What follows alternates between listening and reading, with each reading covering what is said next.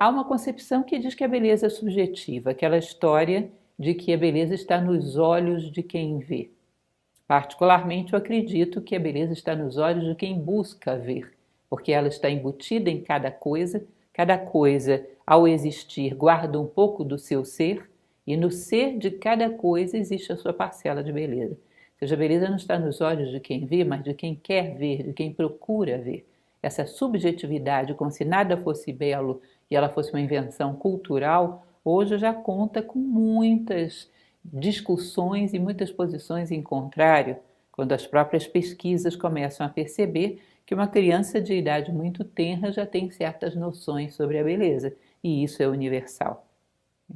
Pitágoras falava de uma proporção áurea, que seria o φ, ou seja, tudo aquilo que está no seu momento de plenitude de vida, tudo aquilo que está no seu momento ápice de desenvolvimento, de alguma maneira obedece a uma proporção áurea. É o que hoje nós dizemos, quando entra o fator entropia, que acompanha o tempo, começa a tirar essa plenitude de vida das coisas e elas vão perdendo essa coincidência com a proporção áurea. Segundo ele, o número φ estaria na base da maior parte das relações no universo. Isso já foi falado e tratado demais ao longo da história. A proporção perfeita, o número de ouro pitagórico, que é associado então por ele a uma certa harmonia, não só no plano físico, mas também no metafísico. Ou seja, haveria também uma certa proporção de como lidamos com os nossos pensamentos e emoções para ele entrar em equilíbrio, e isso transparecer através do físico. Aristóteles costumava dizer que a virtude leva à beleza, ou seja, que beleza transborda. Tem uma série de pensadores que falam sobre isso. Uma harmonia muito grande, interna, uma série de elementos muito bem praticados, a condição humana bem afiada, transborda em beleza. Bom, pode haver ou não beleza inata nesse corpo, mas haja ou não, uma psique virtuosa, uma alma virtuosa, quando transborda a harmonia, ela sempre vai amenizar as possíveis imperfeições desse corpo. E se já havia beleza, vai torná-lo muito mais luminoso. Ou seja, o desenvolvimento das virtudes naturalmente leva à beleza, independente do corpo físico e qualquer outro elemento que ele possa conter. E é curioso como nós temos uma percepção alterada da aparência das pessoas quando sabemos a bondade que elas têm, por exemplo, a generosidade que têm.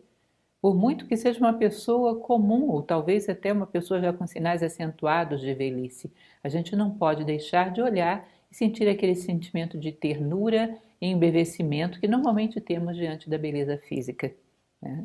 Na Índia, por exemplo, conta-se que uma mulher jovem era tida como atraente. Uma mulher bela era uma mulher que detinha algo de sabedoria, que é um detalhe que eu acho muito curioso e muito interessante.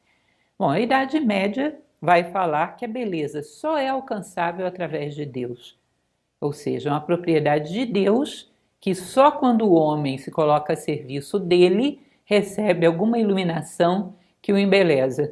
Bom, se nós ampliarmos um pouco essa noção, não só para a divindade teológica, mas também para aquilo que de divino existe dentro de todo o ser humano, nós caímos em algo muito parecido com aquilo que Aristóteles falava, ou seja, que a beleza transborda da virtude. O divino dentro de nós, quando de alguma maneira ocupa o seu espaço, ele transparece, ou seja, a essência entra na existência e transparece e dá ao homem a possibilidade da beleza real, profunda, que realmente pertence a ele. Que uma beleza física não pertence ao homem, pertence a um ciclo da vida e nada impedirá o tempo de tomar isso dele. Agora, uma beleza metafísica é propriedade do ser humano e está inteiramente sob seu poder. Ou seja, nada que é realmente teu pode ser tirado de ti. E uma beleza que você pode manter e sustentar por toda a sua vida, ou talvez até mais, essa é realmente tua e teria um caráter de legitimidade maior do que aquele que é uma mera conjunção genética associada a uma idade da vida. No Renascimento, acho que muitos conhecem as ideias de Giorgio Vasari, que faz aquele longo livro sobre os artistas do Renascimento e que ele vai introduzir muito fortemente, não é ele o primeiro, mas ele vai introduzir muito fortemente essa ideia da beleza como harmonia das proporções.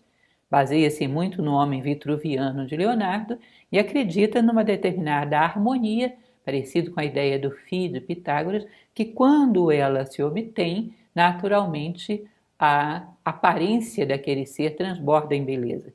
Recordo que há muito pouco tempo, 2 ou 3 anos atrás, houve uma busca pelo mundo afora de quem tinha o rosto mais proporcional.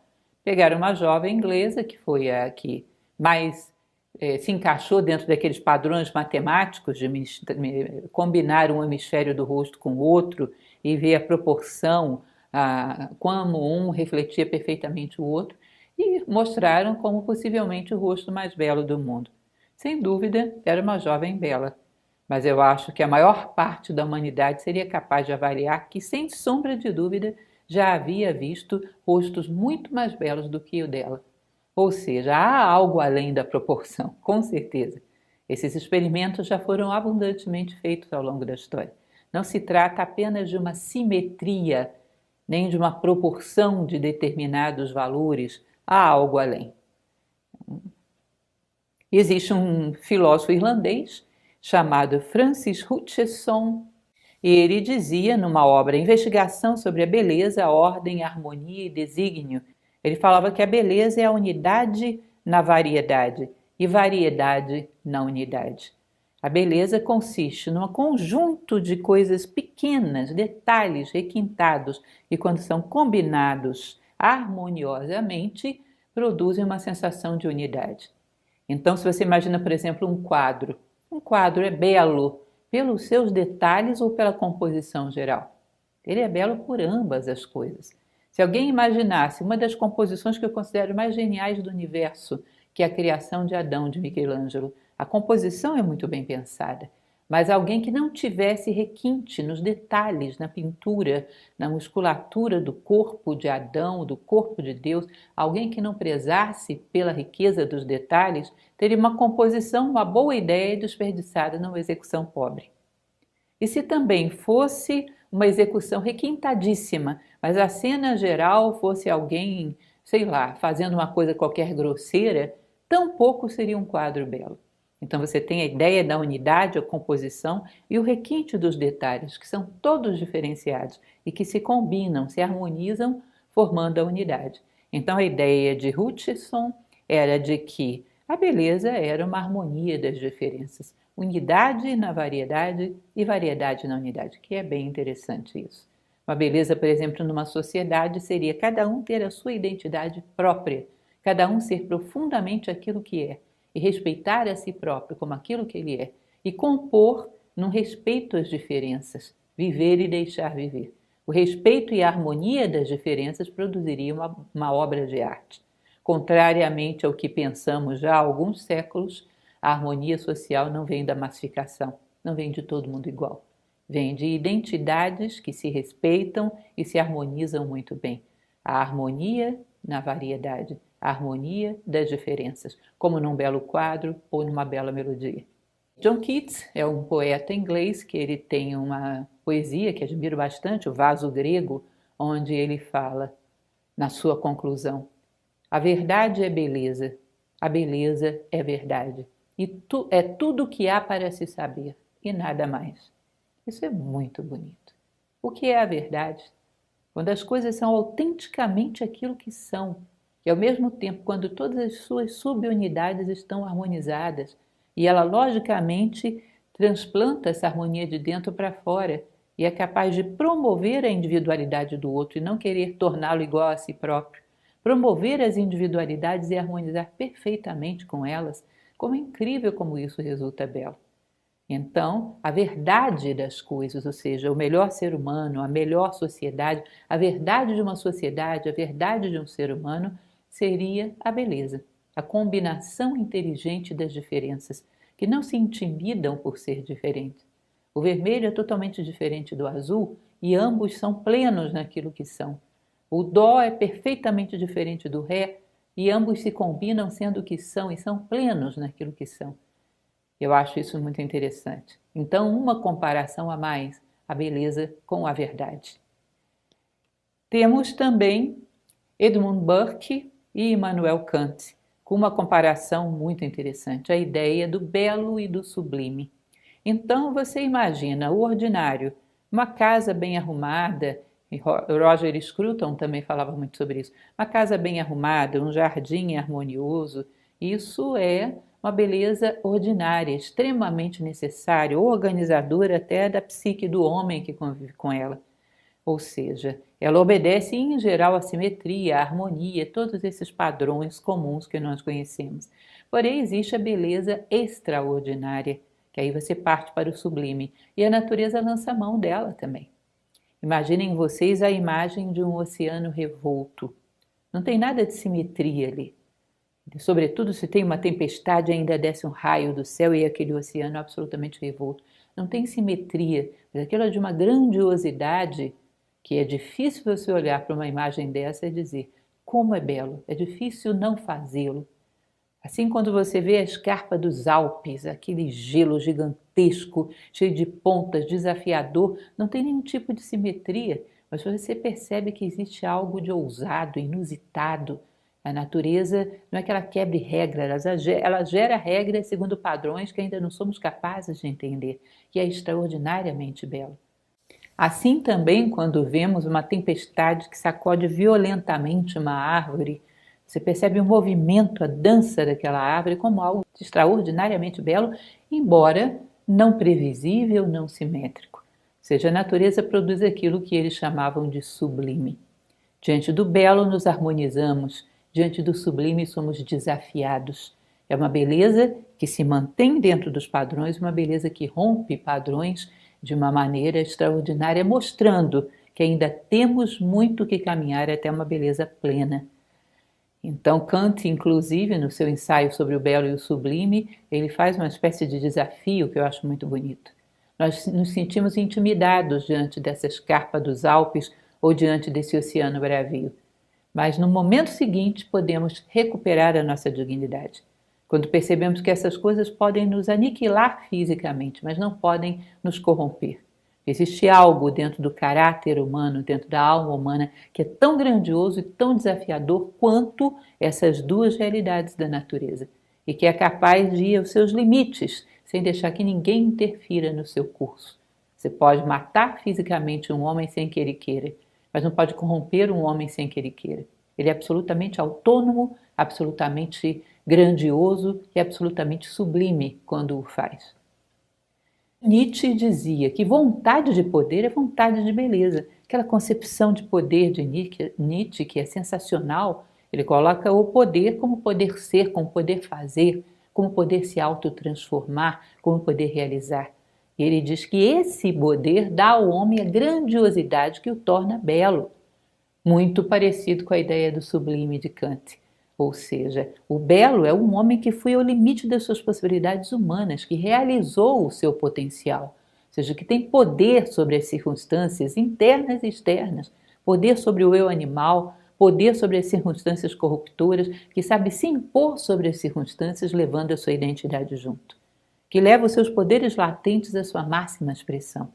O belo, para Nietzsche, era na verdade o sublime encarnado num ser humano.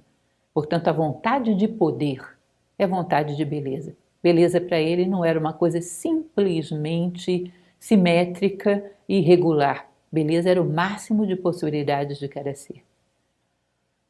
Joseph Pieper, que é um filósofo alemão muito interessante, do qual falei algum tempo atrás, ele tem também uma ideia que eu achei curiosa. Todas essas coisas a gente pode observar na nossa própria experiência.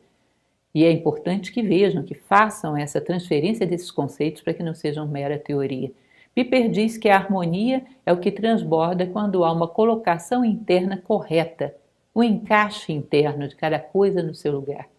Ou seja, como se fosse um senso de justiça interno, onde cada coisa ocupa o seu papel. Um homem furioso não é belo, não tem harmonia, porque a fúria instintiva, brutal, é de um animal. Pode ser até que um leão rugindo seja belo. Um homem rugindo, não é próprio do homem. É belo no homem quando ele domina o seu animal e chega ao máximo de justiça, o máximo de generosidade, o máximo de amor, o máximo de fraternidade. Isso é um homem indo ao seu máximo, assim como o leão vai ao seu máximo quando ruge. Então, a correta colocação das coisas internas faz com que tudo que esse homem emita seja belo.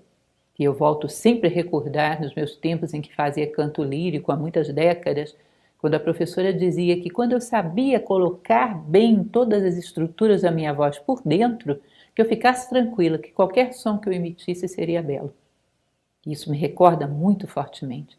E ainda hoje, quando eu penso, vou ter que trazer beleza, necessito disso, me alimento disso, beleza para a minha vida, beleza para o ambiente onde me insiro, eu olho para dentro e vejo, está cada coisa no seu lugar?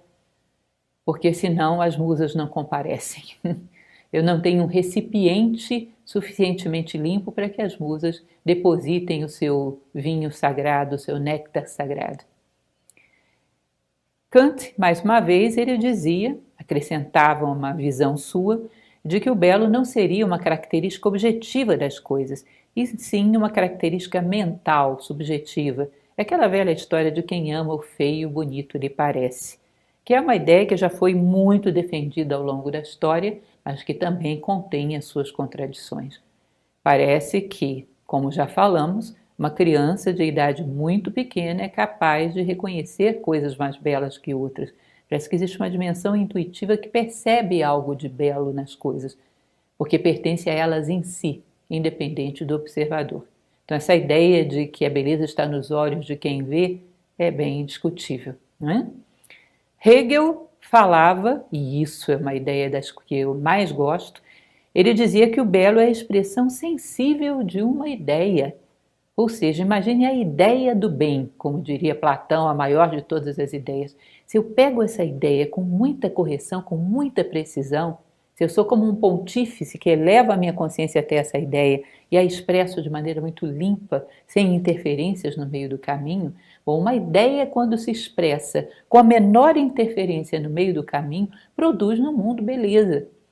E isso é muito interessante. Ele ainda acrescenta uma outra visão que também acho fantástica, que ele diz que a máxima beleza está no pensamento filosófico, na captação direta das ideias. Não é à toa que se atribui a Sócrates a frase de que a filosofia é música que se faz com a alma. Ou seja, o pensamento que vai até o plano das ideias, vê e é capaz de trazê-lo o mais limpo possível ao mundo. Esse é um pensamento que necessariamente vai trazer beleza ao mundo, porque não existe nada mais belo do que uma ideia pura. Hoje é um momento histórico onde nós perdemos a capacidade de identificar as ideias. Muitas vezes chegam na minha mão textos que pessoas, ouvintes, me mandam dizendo: olha como fulano é brilhante. E eu leio esses textos, às vezes longos, e não encontro uma única ideia. Encontro desenvolvimentos em cima de ideias alheias, desenvolvimentos nem sempre muito criativos. Às vezes nada criativos. Nós hoje não sabemos reconhecer as ideias e muito menos sabemos gerá-las. Temos uma certa dificuldade para isso. Deveríamos ser educados ou educar a nós mesmos a reconhecer uma ideia, vibrar com ela, porque uma ideia, uma verdadeira e profunda ideia, é das coisas mais belas do mundo. Quando um Platão fala que um bem é aquilo que une, essa é uma ideia que, se você mergulha nela, tem camadas e camadas de profundidade, camadas e camadas de recados para te dar. Às vezes você vê em determinadas literaturas antigas, em 2 ou 3 páginas, 5 ou 6 ideias. E nós vivemos um momento histórico onde às vezes no livro inteiro não há nenhuma. Então, quando percebemos a beleza das ideias, elas iluminam a nossa vida de uma forma fantástica. Elas nos dão uma nova lente para ver o mundo. As ideias revelam para nós onde elas estão presentes, iluminam a essência de todas as coisas. E o homem que é capaz de trazer ideias ao mundo da maneira mais correta possível, isso é um criador, isso é um embelezador. Trabalho com a verdadeira noção de estética, não como as teses, como dizia Alexander Baumgarten, como uma mera conjunção sensorial, mas como algo que dá essência às coisas. E tudo aquilo que tem essência resplandece, brilha.